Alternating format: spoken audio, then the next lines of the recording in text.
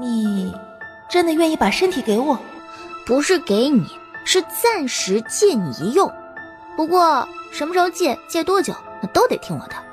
那我不干。宁仙仙冷笑，你爱干不干，余愿未了的又不是我才不着急呢。女鬼，妈蛋，就好想捶死这个死丫头啊！但她不能也不敢。女鬼瞥脸仙仙身后的13，不过眨眼的功夫，但见她脸上的鬼面具早已不见了，身周的黑线也全都消失了。眨了眨眼，她一时竟难以分清刚才是不是自己看花了眼。可是被死亡凝视的感觉是不会错的，不敢再多看13。女鬼弱弱地跟宁仙仙谈起了条件。那个时间太短了不成，我要做的事情很麻烦的，几天根本就做不完。你想多了吧你，我能把身体借你几个时辰就不错了，你还想借几天？你做梦吧你！女鬼一听说只能借几个时辰，立刻急眼了。啊，几个时辰怎么行？你以为是过家家吗？然而他声音才大了那么一丢丢，之前明明感觉退去的强大威压便又铺天盖地地压了而来。不必抬头，他也知道发生了什么。女鬼立刻怂了，连忙低下头大声道：哎，好，行，几个时辰就几个时辰。来，先跟我说说你的遗愿是什么呗？是苏世家，我的亲外甥，他毒杀了国公爷，还软禁了我，最后的话他没有多讲，但13却从他尴尬又羞愤的神情中品出了些许端倪。别怪我当年瞎了眼，错把豺狼当忠犬，这才引火上身，给国公府带去了灾祸。说这些的时候，苏月薇神情艳艳的，一脸的自责。我虽是苏府的2小姐，但与长姐相隔却有10岁。她嫁人时，我哭得比娘亲还要惨。我长姐是那般温柔的一个好女人，可偏生命苦，嫁了一个薄情郎。她替夫家生下1儿1女，只因不愿替夫纳妾，竟得了一纸休书。她不甘受辱，也恐被休后会影响儿女的未来，竟一条白绫自缢了。长姐死后，母亲做主将长姐的儿女接回了娘家，让他们改了姓苏，带在身边亲自教育。可母亲毕竟年迈，多数时候是我在代为教导。长姐的一双儿女对我很是亲近，我也当他们是亲生儿女在爱护，怕他们被家中其他孩子欺负，我甚至将婚期一拖再拖，只想再多护他们一些时日。可是我的这种行为却惹来了各种闲话，最终我被退了亲，成了嫁不出去的姑娘。直到我临死之前，才从那畜生口中得知，那些闲言碎语都是他有意放出去的。他就是故意要我嫁不出去，才能留在府中照拂他们兄妹。可是他不想我嫁，苏府却是容不得一个嫁不出去的老姑娘。恰巧那一年，郑国公夫人因病去了，年近40旬的国公爷要续弦了，父亲便想方设法将我嫁给了郑国公。起初我誓愿，毕竟国公爷的年纪和父亲相仿，我觉得自个儿受了天大的委屈，可是为了家族，我不得不嫁。好在国公爷不是那没用的男子，也不是无情无义之人，他待我很好，甚至在父亲惹恼皇上，获罪流放后，同意将长姐的一双儿女偷偷接回国公府教养。可谁知就是这一接，竟接回了一只白眼狼。国公爷待他那般好，我待他更是视若己出，可他竟然肖想于我，甚至为此毒杀了国公爷。言至此处，苏月薇双眼通红。我自知罪有应得，但苏世家的罪行不公于世，我死不瞑目啊！听到这里，宁仙仙也懂了。所以你的遗愿是要弄死那只白眼狼？你的遗愿是要弄死那只白眼狼？不，我要他身败名裂，我要他精心谋得的一切全都付诸流水，我要他到国公爷的坟头磕头谢罪，我要他。行了，宁仙仙及时阻止了他。你不觉得你的要求太多了吗？苏月薇委屈，那样忘恩负义之人，只叫他死了，他是不会知错的。那倒也是，但你要求这么多，我很难办的呀。所以我才说几个时辰根本就不够啊，不如……够了。是13开口打断，他一出声，那女鬼哪里还敢再提半个不字儿。有些事，即便是夫人亲自动手，也未必能得到你想要的结果。但是，只要他当年所做之事被人揭发，不必你动手，郑国公府的那些人就饶不过他。可事情都已经过去20年了，谁还能揭发他？我？苏月薇怔怔地看着他，一时间还以为自己听错了。他有点不敢相信地问：可是，你为何帮我？你为何帮我？还要理由吗？苏世甲那般无情无义、狼心狗肺之人，人人得而诛之。这种冠冕堂皇的理由，苏月薇是不信的。但如果真的可以揭发那个畜生的恶行，女鬼黑眸灿灿。好，我愿意还押，只要能给国公爷报仇，让那畜生悔不当初，我什么都愿意做。就等着这个话，宁仙仙毫不犹豫，直接将自己的小本本朝他面前一送。苏月薇此时正激动不止，哪里还能想到其他的呀？当下便痛快的一掌按了上去。好了，那咱们现在出去吧。怎么出去？回答他的是屋外突然就响起的慕容羽的声音。13哥，宁仙仙，你们到底在哪儿啊？回答我。新龙解了？对啊，解了。宁仙仙咪咪一笑，指了指苏月薇，心结解了，执念就没了嘛。虽然说他大仇还未得报，但咱们呢，若是出不来，又怎么帮他报仇啊？他心里自也是明白这个道理的，所以在与我签下鬼契之时，心龙便自动产生了裂缝，顺着这个缝，咱们就自然而然的出来了。他说着，又拍了拍怀里的小本本。不过啊，就算心龙破了，咱们答应过他的事儿，还是得好好办完的，毕竟签了鬼契嘛。不守约便是违约。13不由多看了那个小本本几眼，突然有些想翻翻，这里面到底都写了什么内容。13哥，你到底上哪儿了？吓死我了！他话还没说完，突然瞥见屋内还有一名绝色的妇人。他是谁？为何在我家？他是这个家的鬼。什么？这不是我家吗？慕容羽话说的一半，竟一蹦3尺高。我操！鬼啊！啊！他呢，四仰八叉的躺在地板上，龇牙咧嘴了好一会儿，终于疼得连怕鬼都忘了。夫人，请恕小的直言，二小姐的身份走后门和侧门确实不妥。宁夫人并不想听这些，眉头马上一皱，还管事赶紧诱道：打狗还得看主人，您不看僧面看佛面，想想二小姐之后要嫁的夫家是什么人。假若二小姐头一次回府就从侧门或者后门进了，此事一旦传扬出去，被将军府得知了，那边怕是要责怪怎么没有把偌大一个将军府放在眼里。你不说，大家不说，将军府的人如何能得知？夫人有所不知，将军府那边担心二小姐路上遇险，特意派了2个侍卫跟着我们去了那边。刚才那侍卫就站在二小姐车旁呢。什么？你怎么不早说？我就是想说也得给我个机会开口啊。再说了，我怎么知夫人您这般刁难一个小姑娘？宁夫人脸色变了又变，可到底还是拉不下面子，朝着对方那来来回回踱着的步子，还管是知道再不给个台阶下呀，这事儿怕是没办法善了了。夫人，小的有话要讲。说。大公子的病，不然让二小姐看看如何？你说什么？给他看？他能看什么？夫人，这您又有所不知了。二小姐乃是在道观中长大的，有一个很厉害的师傅，她自己也学了不少的本事。小的回京这一路上遇见许多奇奇怪怪的事，都是二小姐化解的。夫人，您若不信，可传此次与小的同往的那些家丁过来问问，一问便知。宁夫人不说话，但也没有传那些人过来问的意思。夫人若不信他们，也可传郊区庄子上的宁管事过来一问，那边我们只留宿了1宿，刚好也发生了一些奇怪的事儿，也是二小姐处理的。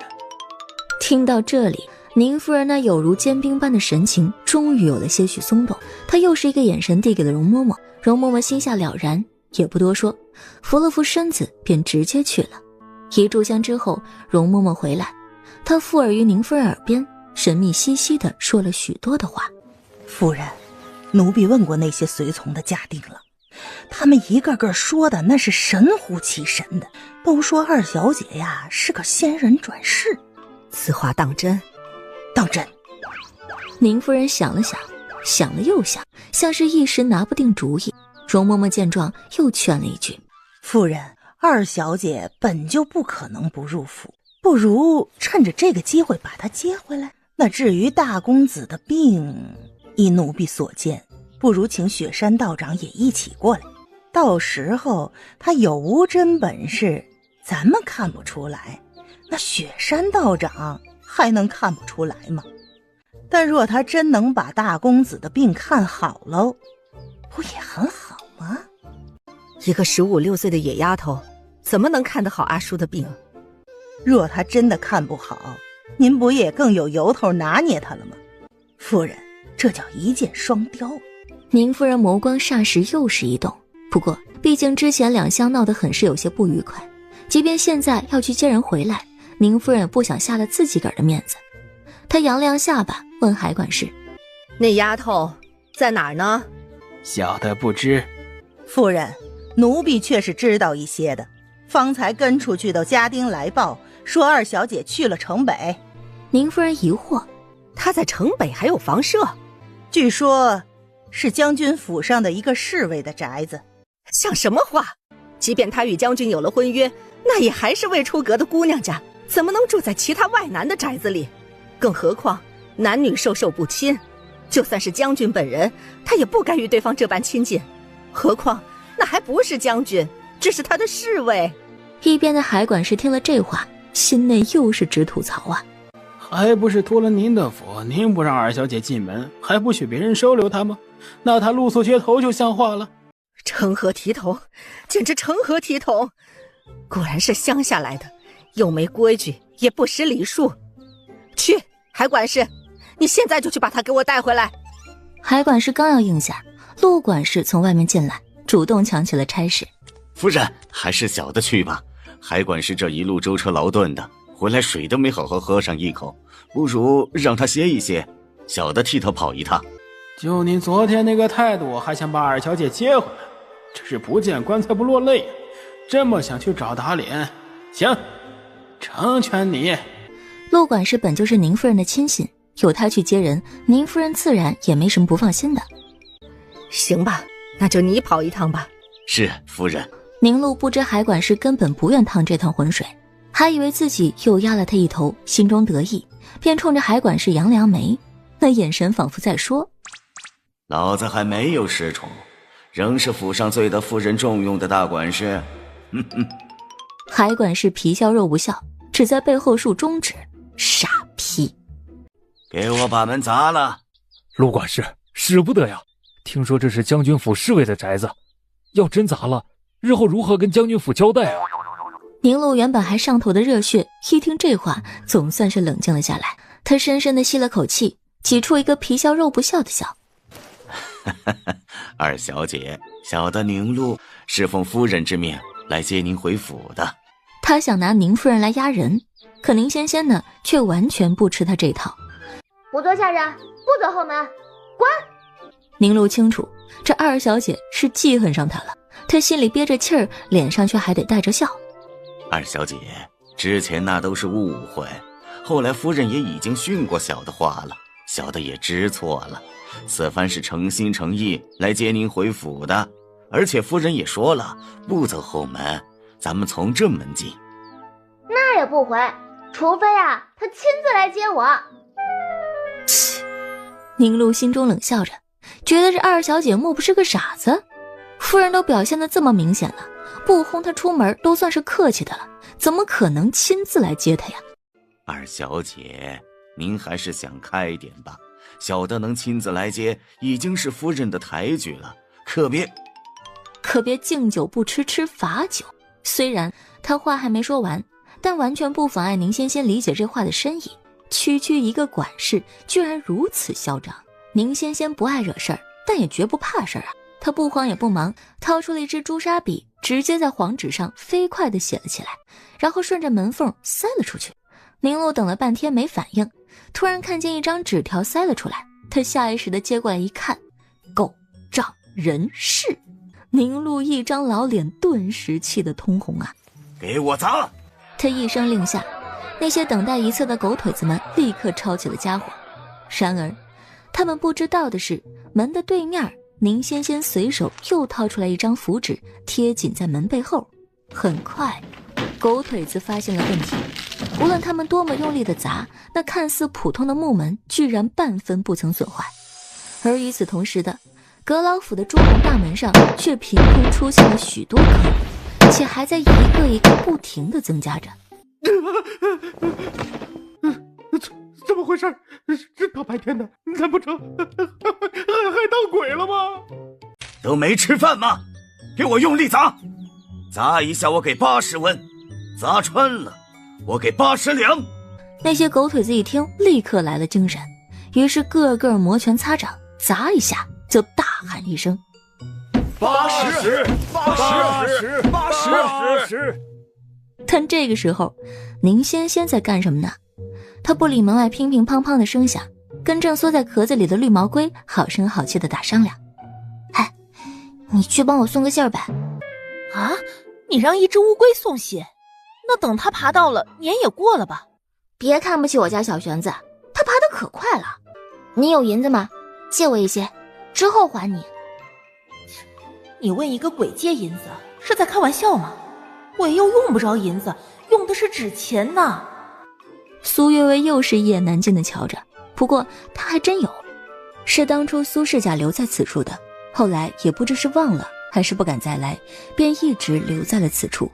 啊，有是有，不过不多，1两银子就成。那你乖乖的替我送信，这银子呢就是你的，不然我就……他话还没说完，那只刚才动作还慢得像只树懒的绿毛龟居然直接窜了起来。这只绿毛龟见钱眼开也就罢了，它居然还吃银子。就见它嚼吧嚼吧，很快就吃完咽下，然后又渴望地看着宁仙仙手里还剩的半两银子。不给。小玄子点点头，像是急切地在表达着什么。那我这信送吗？小玄子用力地点头，宁仙仙也点点头，掏出一张字条就塞进他嘴里。去吧，送去阁老府，给我那位老大哥。记住啊，不可以假手于人，一定要亲自交给他哟。小玄子渴望地看着那半锭银子，像是想吃了再走。可宁仙仙却道：若是现在就给你吃了，你不肯给我送信怎么搞？小玄子没办法，妥协地咬着那张纸条，滋溜跑了。瞧着那快如闪电的绿色背影，苏月薇终于开始怀疑鬼声啊。他苏月薇塌了好半天，最后也只挤出这么一句来。跑的是挺快的哈。那当然，宁仙仙很是激动啊。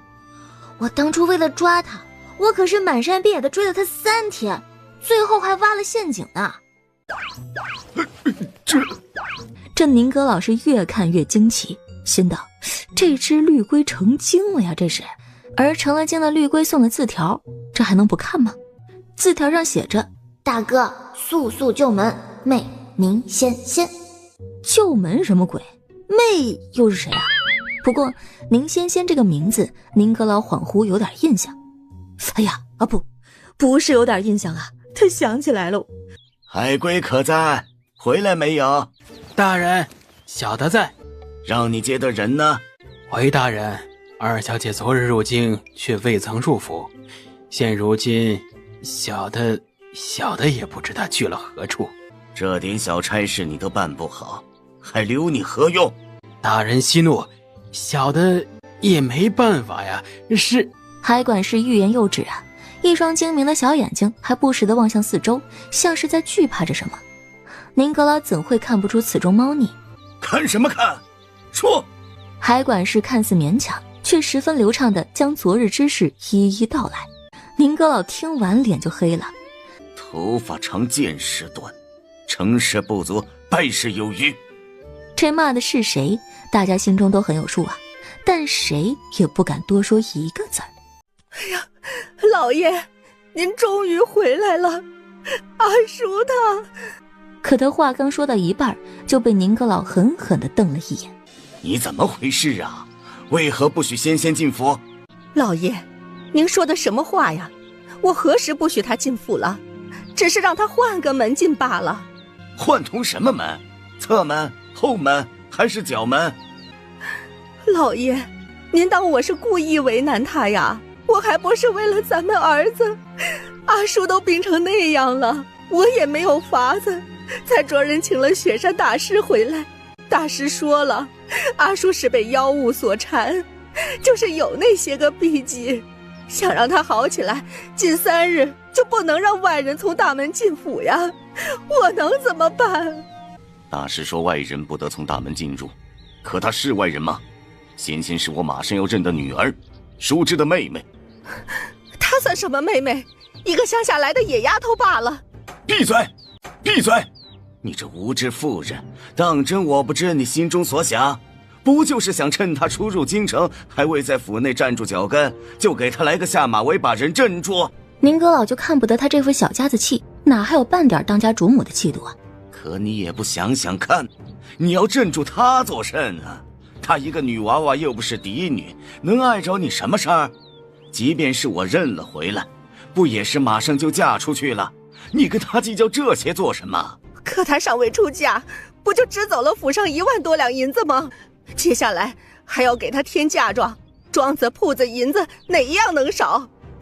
凭什么我们口口声声，最后全得给她一个外人？外什么人？仙仙的名字那是上报了皇上的，无论她以前是什么，现在都是我阁老府的小姐，且是皇上亲旨的未来将军夫人。你这样拿捏她，万一她嫁去将军府后，在将军耳边吹枕头风，你是嫌我这个阁老当得太久了，要让我早早致仕回乡吗？啊，哪有那么严重啊，老爷？我即便做得过了些，可也没把他怎么样啊。而且这不也马上派人去接他了吗？他若真是个有良心的，就不该记恨我。你看看你现在的小家子做派，人家就算不记恨，也念不着你的好。老爷，您怎么竟说这样的话？我还不是为了这个家吗？宁阁老现在不想看他这副模样，甩起袖子就要走。恰在这时，外面有小厮进来通传：大人，不好了，二小姐那边的门被陆赶氏给砸了。只这一句，别说是宁阁老，就算是宁夫人也坐不住了。胡说八道！我是让他去接人，他怎么会砸门呢？因为二小姐不肯开门，还让陆管事滚，陆管事就让人砸了门，已经砸了好一会儿了。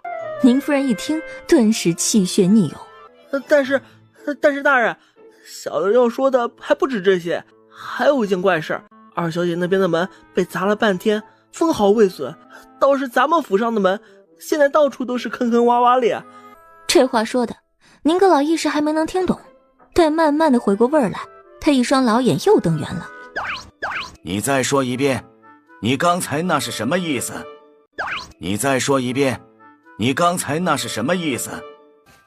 大人，二小姐家的门被砸了半天，什么痕迹都没有，而且那个门小的看了，就是扇普通的木门，原本应该随便踹一踹就开了的，可是陆管事他们的斧子、凿子、榔头都用上了，甚至完全没能在上面留下痕迹。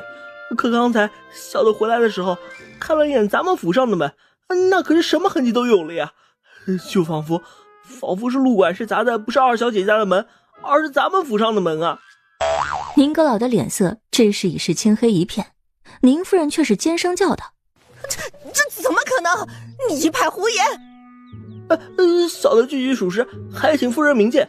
而且二小姐她本就不是什么普通人，是位很灵的仙姑啊，所以砸她的门什么，那可不就是遭报应吗？他不提这个还好，一提宁夫人还真想起来了。之前海管事也跟他提过宁仙仙的那些本事，还说呀，指不定能治好他儿子，所以他才让宁禄去接人的。可现在呢，宁夫人不敢再往下想了。你去备车，我亲自去接人。老爷，这如何使得？您是什么身份？他是什么身份？怎能亲自去接？我不去，你去。宁夫人一听，立刻识相的闭了嘴。宁禄，这是怎么回事？回大人话，小的是奉了夫人之命来接二小姐回府的。宁阁老一指那些人手里提的家伙，眼如刀锋。就用这些东西接。陆管事心脏狂跳，但脸上却仍旧面不改色。是这样的，大人，小的来此之前，听说二小姐住的院子比较破旧，就带了些下人过来，想替二小姐整修一下。那些，都是带的工具。你的意思，你是来修院子的，不是来砸院子的？大人明鉴，小的岂敢砸二小姐的院子？你就是敢！宁阁老经营官场数十载，可不是随便一个管事就能糊弄的人。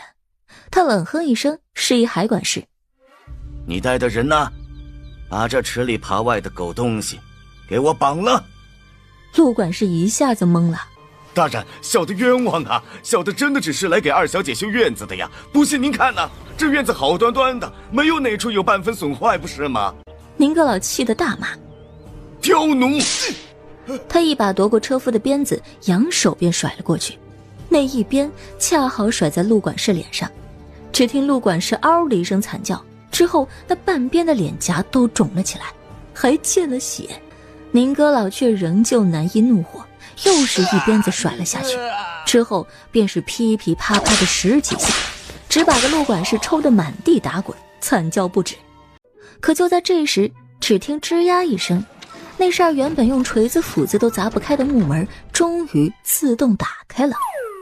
众人的目光唰的一下射了过去，却见那门确实是开了，但门口却空无一人的，没有人。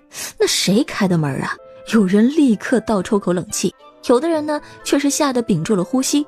只有司空见惯的海管事一脸镇定，还恭恭敬敬地问宁阁老：大人要进去吗？宁阁老其实是有些想后退的，那种前方危险的感觉他进宫面圣的时候都不曾这般强烈，但别人都能退，可他却退不得。进。这眼瞅着宁阁老一行人进了宅子，那些引颈张望的百姓们都沸腾了，一个个是你挤我，我挤你的道：哪位大人是谁呀？好大的气场啊！我瞧着有点像是宁大人呐。哪个宁大人啊？还能有哪个？京城姓宁的本就不多，能有这般排场的权贵，可不就是阁老府一家吗？什么？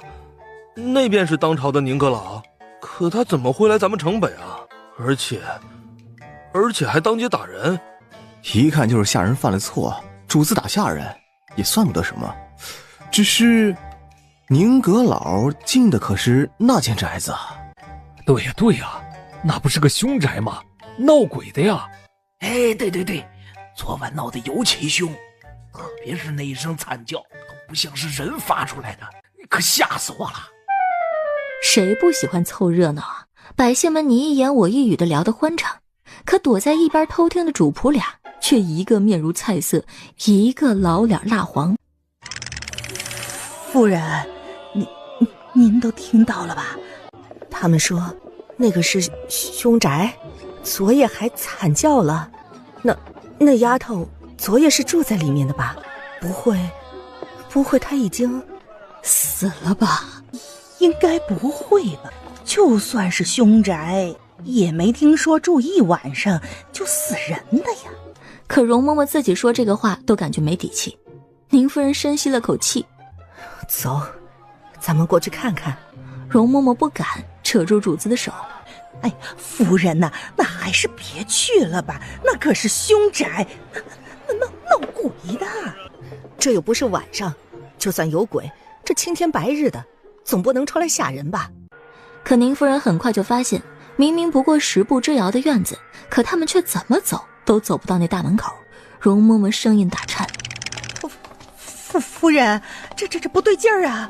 明明几步就到的地方，怎么就走不到了？莫不是遇到鬼打墙了？宁夫人呢都快哭了。走不到就算了，回吧。结果往回也不行，他们竟是被困在了这条巷子里。之前巷子口还是人挤人人挨人的，现在看去却是一个都没了。一阵冷风刮过来，打着旋儿的卷起地上的树叶子，擦过宁夫人耳边的时候，她只感觉全身的热度都似被抽离了一般，冷得打了个颤，头皮一下子发紧。这不是大白天吗？说好了那东西只能晚上出来的，他们怎么能这样？这是犯规吧？容嬷嬷也想哭啊，但不敢大声哭，只是哆嗦个不止。他们一主一仆紧紧抱团，此刻心内只有2个字儿：后悔。这下好了，他们不会这辈子都困在这里走不出去了吧？宁仙仙对这位老大哥的第一印象还不错，不过他身上那层淡淡粉色的东西是什么呀？大哥，你们刚才可是去了什么奇怪的地方？为何身上都沾满了桃花杖？啊！宁格老还没开口呢，就被他一声大哥给叫懵了。不过比起弄错辈分这种事儿啊，仙仙之后的那句话更让宁格老紧张。什么桃花杖？本官我是说我刚从宫里回来，回府也就待了一小会儿，就来这边接你了，并未去过什么奇怪的地方。就是大哥你府上有问题啊。啊？你是从宫里回来的，可他们俩不是，但是你们身上都沾了那种东西，就只能是在府里沾上的吧？府里是有谁生病了？成天昏睡，有气无力，精气神全无，还时不时的吐上一口血的那种。你怎的知道？看出来的呀，你们身上不都沾了桃花杖吗？所以啊，定是府内有人遇着桃花劫了。此刻宁阁老已经完全忘记自己是为什么来接宁仙仙的了，他激动的道：是你大哥？你吗？不像啊，你这面相一生只有2花，还倒霉的全是烂桃花。你为何总叫我大哥？我是你爹。爹什么爹？我爷爷的爷爷的爷爷和你爷爷的爷爷的爷爷是亲兄弟，对吧？那怎么算我和你也是同辈儿啊？怎么你就是我爹了？差了辈儿了。宁阁老心想，这丫头怎么回事啊？让他认个爹又不是要他的命。那再说了，他乃当朝阁老，一人之下万人之上，那做他女儿还能吃亏了是咋的？别的且不提，就论我这岁数，怎么好认一个比我儿还年幼的妹子？而且你若做了我的女儿，我会更疼你，有什么不好？那难道做妹子你就不疼我啦？那自然也是会的，但皇上赐婚之事你也是知道的吧？那定的可是阁老府的千金。但皇上赐婚之事你也是知道的吧？那定的可是阁老府的千金。那妹子就不算阁老府的千金吗？说一句反驳一说，说一句再反驳一句，到最后啊，宁阁老胡子都快翘起来了。虽然认个妹子吧，和认个女儿于他而言其实也没什么太大的差别，但他也不知道为什么竟被激起了胜负欲，死活也不愿点这个头。不行，我只认女儿。不行，我只认大哥。我只当爹。那你找别人去吧，反正我也不缺爹。你宁阁老气得话都快说不顺了，还管是觉得这一老一小简直是有病啊！女儿又如何，妹子又如何呢？为何偏要在这种小事上浪费时间呢？想想家中的大公子可还一口一口的吐着血呢。大人，大公子今儿又吐了血，到现在还昏迷不醒呢，不然您先把二小姐给哄回去，不管是女儿还是妹子，反正先治好大公子，您说是不是啊？这话倒是真提醒了宁阁老。这样吧，你先跟我回去，然后没有然后，先确定名分，是妹子还是女儿，说清楚了再走。宁阁老那叫一个气呀，气得磨起了老牙根，那面目都快扭曲了。我说先跟我回去。哎呀，大哥生气了，表情好狰狞啊。宁仙仙真怕自己一个不小心给他气死了，只好一脸沉痛地忽悠道：其实啊，我也不是故意要气你的，可刚才你一进门吧，我就帮你看过相了。哥，你命中无女呀。啊？什么？一看你这个表情就是不信我，对吧？对吧？啊，觉得我是不是不想让你当爹，才这么忽悠你的，对吧？宁高老没说话，但眼神里明晃晃的写着一句：难道不是吗？那当然不是啊，我是真的算过，而且我算命超准的，不信你问海管事。大人，二小姐没说谎，她是真的准，她也帮小的算过，连小的老子娘是哪一年亡故的都说的半点不差。还有这回事？宁阁老不敢置信，但又不敢不信地看向了宁仙仙。宁仙仙也不着急，就用平时闲着聊小话的语调对他说：哥，其实嫂子不是你的原配吧？宁阁老双眸猛地一震，再看向宁仙仙的时候，那表情都变了。宁仙仙呢却不看他，还在继续：你呢生来多病，3岁才学会走路，5岁的时候差点一命呜呼，后来呀家中就给你定了一门亲事冲喜，但那位冲喜的新娘却大你10好几岁，是也不是？后来啊你入京赶考，家中呢想让你和新嫂子听到这儿，宁阁老一把子捂死了宁仙仙的嘴。好，行，可以，妹子就妹子，这总行了吧？别再拆台喽，再拆那底裤都没得穿了。